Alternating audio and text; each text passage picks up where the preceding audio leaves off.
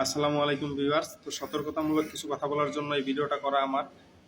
বন্যার যে পরিস্থিতি, তো এই পরিস্থিতিতে অনেক ভালো মানুষ আছে, স্বেচ্ছাসেবী দল আছে, ফাউন্ডেশন আছে, যারা হচ্ছে তাদের জন্য কাজ করতেছে, তাদের সাহায্যের জন্য তাদের দোরগোড়ায় পৌঁছে যাচ্ছে এবং তারা হচ্ছে বিভিন্ন আমাদের সাধারণ জনগণের কাছ থেকে ফান্ডিং কালেকশন করে তাদের দোরগোড়ায় পৌঁছে যাচ্ছে। তো এর ভিতর আবার কিছু চক্র আছে যারা হচ্ছে তাদের নাম্বারগুলো বা তাদের সমস্ত লেখাগুলো নিয়ে টিকটক, ফেসবুক, ইউটিউব এবং অন্যান্য যত সোশ্যাল মিডিয়া আছে সবগুলোতে হচ্ছে নিজেদের ব্যক্তিগত নাম্বারগুলো বসিয়ে দিচ্ছে এডিট করে।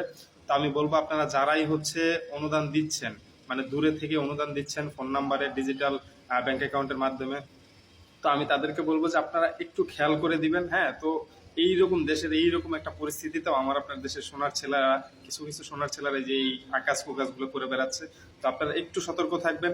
তারা বিভিন্ন জায়গায় নিজেদের নাম্বারগুলো দিতেছে, হ্যাঁ, ফাউন্ডেশনের নাম্বারগুলো বা স্বেচ্ছাসেবিক যে দলের নাম্বারগুলো আছে সেগুলো এডিট করে নিজেদের নাম্বার দিতেছে নিজেদের স্বার্থ হাসিলের জন্য।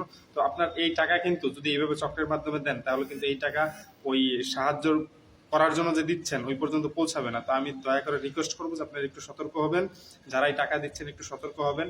তো সবচেয়ে ভালো হয় যে আসসুন্নাহ ফাউন্ডেশন যেটা আছে ওইটাতে দিলে সবচেয়ে ভালো হয়। বাংলাদেশে এখন আমি মনে করি যে সবচেয়ে বেশি ট্রাস্টেড একটা ফাউন্ডেশন হচ্ছে আসসুন্নাহ ফাউন্ডেশন, যেটা হচ্ছে শায়খ আহমদুল্লাহ হুজুর পরিচালিত আর কি। তো আমি বলবো যে আপনারা যদি দেন, একটু চেষ্টা করলেই আপনারা সরাসরি ওইখানে দিলে আপনি নিজে থেকেই তৃপ্তি পাবেন যে না, আমার টাকাটা সরাসরি কাজে লাগছে। তো সবাই একটু সতর্ক থাকবেন। আসসালামু আলাইকুম।